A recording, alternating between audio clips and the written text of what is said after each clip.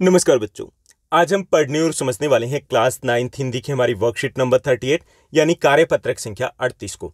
यह आपकी 6 अक्टूबर 2021 की वर्कशीट रहेगी और आज की इस वर्कशीट में हम ल्हासा की ओर पाठ को जारी रखेंगे। ल्हासा की ओर पाठ एक यात्रा वृत्तांत है। अब ये यात्रा वृत्तांत क्या होता है कि जब भी हम किसी यात्रा पर जाते हैं, जो कुछ भी हम देखते हैं, जो कुछ भी अनुभव करते हैं, जो भी हमारे खट्टे मीठे अच्छे बुरे अनुभव होते हैं, उनको लिपिबद्ध करना यात्रा वृत्तांत कहलाएगा। मान लीजिए आप गोवा की यात्रा पर गए, तो जो कुछ भी आपने देखा, जो कुछ भी अनुभव किया, उसको आपने लिख डाला, तो वो आपका यात्रा वृत्तांत हो गया। यहाँ इस पाठ में लेखक तिब्बत की ल्हासा की यात्रा पर निकले, तो ल्हासा की यात्रा का जो अनुभव रहा वो सब कुछ हमारे साथ वो इस पाठ में साझा करें।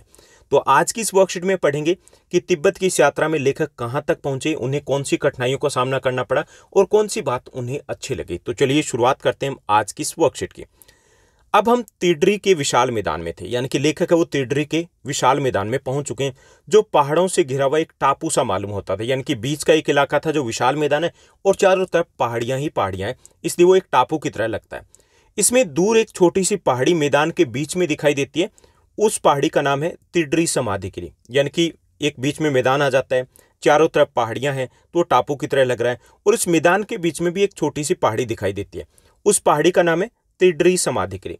आसपास के गांव में सुमति के कितने ही यजमान थे। अब यहाँ पे ये सुमति कहाँ से आ गए? सुमति एक बौद्ध भिक्षु है जिनका नाम सुमति नहीं है, लेकिन लेखक है उनको सुमति नाम देते हैं। ठीक, ये बौद्ध भिक्षु हैं और इनको आसपास के गांव के लोग हैं वो उनको धर्मगुरु मानते हैं, यानी कि वो यज्ञ वगैरह का कार्य करते हैं उनके घरों में, इसलिए वो उनके यजमान हो गए। यानी कि सुमति के बहुत सारे यजमान हैं जो उनको काफी ज्यादा मानते हैं।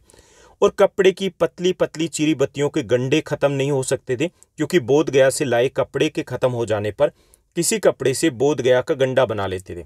अब क्योंकि वो धर्मगुरु है और वहाँ आसपास के लोग हैं उनको बहुत मानते हैं, तो जहाँ पर भी जाते हैं उनको गंडे देते हैं। अब ये गंडे क्या है कि जैसे कपड़े से बनी हुई ताबीज़ कह सकते हैं। कपड़े से बने ताबीज़ होते हैं जिनको मंत्र वगैरह पढ़ करके उनको तैयार करके लोगों को देते हैं।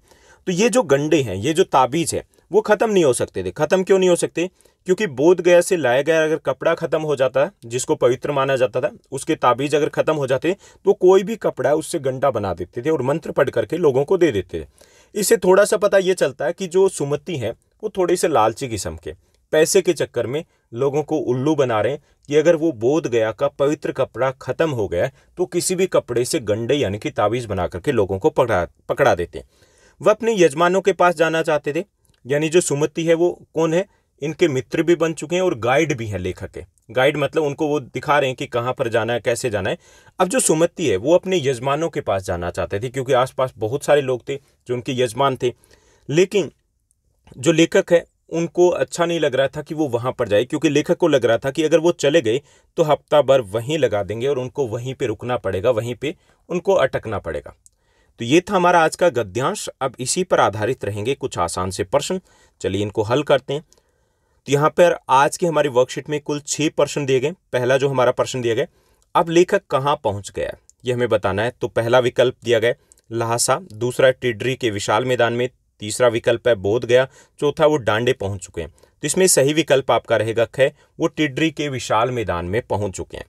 उसके बाद दूसरा हमारा प्रश्न दिया गया, दूसरा प्रश्न है लेखक जहां पहुंचा वह स्थान कैसा मालूम होता था। तो लेखक टिड्री के विशाल मैदान में पहुंचा था और वह स्थान पहाड़ों से घिरा टापू मालूम होता था, यानी कि मैदानी भाग और चारों तरफ पहाड़ियां ही पहाड़ियां हैं। उसके बाद तीसरा हमारा प्रश्न दिया गया, तीसरा प्रश्न है दूर से क्या चीज दिखाई पड़ती थी, उसका नाम क्या था। तो दूर से एक छोटी सी पहाड़ी है वो उस मैदान में दिखाई पड़ती है, उसका नाम टिड्री समाधिगिरी था। उसके बाद चौथा हमारा प्रश्न दिया गया, चौथा प्रश्न है कि आसपास के गांव में सुमति क्या बांट रहे थे, ये हमें बताना है। तो पहला विकल्प दिया गया कपड़े की पतली पतली चीरी बत्तियों के गंडे बांट रहे थे, दूसरा है वो खाना बांट रहे थे, तीसरा है वो प्रसाद बांट रहे थे, चौथा विकल्प है वो पुस्तकें बांट रहे थे। तो इसमें सही विकल्प रहेगा क, वो कपड़े की पतली पतली चीरी बत्तियों के गंडे बांध रहे थे। यानी कि ये गंडे क्या होते हैं, जो ताबीज कह सकते हैं, यानी कपड़े की गांठ लगा दी, उसके ऊपर मंत्र वगैरह पढ़ती है तो बन गया वो ताबीज। ठीक, तो वो उन ताबीजों को या गंडों को बांट रहे थे। उसके बाद पांचवा हमारा प्रश्न दिया गया, पांचवें प्रश्न को देखते हैं। पांचवा प्रश्न है कि सुमति वह कपड़ा कहाँ से लाए थे और वह क्या युक्ति अपना रहे थे। सुमति वह कपड़ा बोध गया से लाए थे और इससे वो गंडा बना रहे थे, गंडा मतलब ताबीज बना रहे थे। उसके बाद छठा हमारा प्रश्न रहेगा, छठा प्रश्न दिया गया कि गद्यांश में से दो व्यक्तिवाचक संज्ञाएं चुन करके हमें लिखनी है।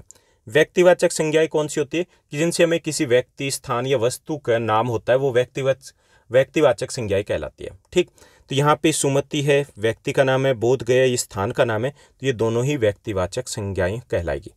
तो ये थी हमारी आज की बेहद आसान वर्कशीट। उम्मीद करता हूँ सब कुछ आपको अच्छे से समझ में आया होगा। अगर आपको ये वीडियो वर्कशीट अच्छी लगी तो इस वर्कशीट को लाइक और शेयर जरूर कीजिएगा। आज के लिए बस इतना ही। Thank you, bye bye, have a nice day. मिलते हैं नेक्स्ट वीडियो में।